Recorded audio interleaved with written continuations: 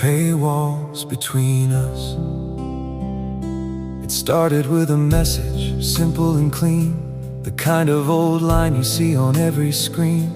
A beautiful smile, a picture, a face, the kind of attention that's easy to replace. I could have ignored it and gone on my way, like hundreds of others she'd messaged that day. But something felt different beneath all the light, as if there's a story still hidden from sight.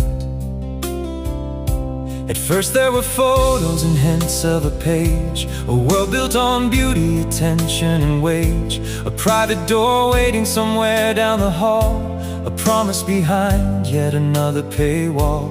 But then came the forest all covered in snow, and suddenly something new started to grow.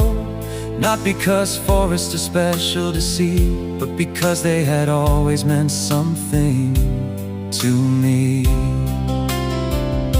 For forests are places where memories stay, where people get lost when they've lost their own way, where silence speaks louder than words ever could, and heartbreak walks slowly beneath every wood. She painted those forests in winter and gray, long after her first love had drifted away. She once painted him when her whole world was bright, then painted the hurt when he vanished from sight. Colors kept changing, but one thing stayed true. A part of her heart still kept speaking through blue. The forest grew colder, the shadows grew long, yet somehow his memory lived in each song. And there I could follow, because I understood. I've walked with old ghosts through my own lonely wood. I wrote her name everywhere years before, and found her in songs that still open the door. A voice on the radio late in the night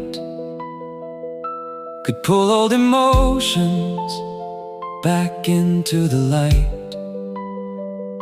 It's funny how heartbreak refuses to leave, no matter how hard we attempt to believe. She painted her sadness in forests of snow, I buried mine deep in the verses below. She worked with her colors, I worked with my rhyme, both trying to heal what was broken by time. The longer we talked, the more curious I grew, because I kept wondering which version I knew.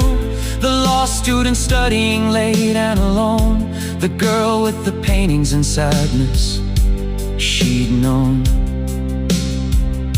the girl who feared someday I'd simply move on and leave her with silence when daylight was gone.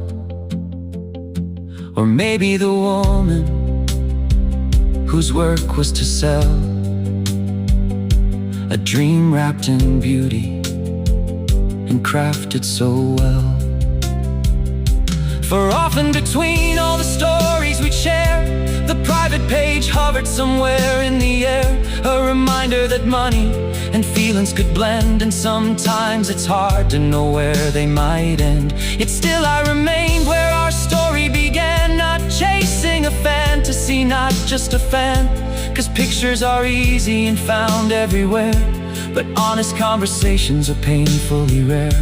I wanted the person behind every smile, the one who dropped masks for a little while, the girl who painted forests when life turned cold gray, the girl who still carried old heartbreak away.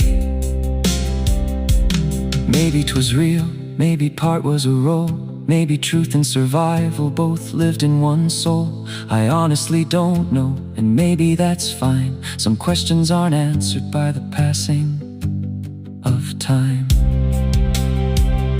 But somewhere between all the stories we tell, the forest became where our memories fell. No longer her forest, no longer just mine, but a place where two stories could briefly align. Not because love was waiting to grow, not because fate had arranged it so, but because through the silence that distanced the screen, I found something rarer than what could be seen. A glimpse of the person behind it all, standing somewhere beyond the paywall. And maybe that's why I remember it still, like a path through a forest that never stands still.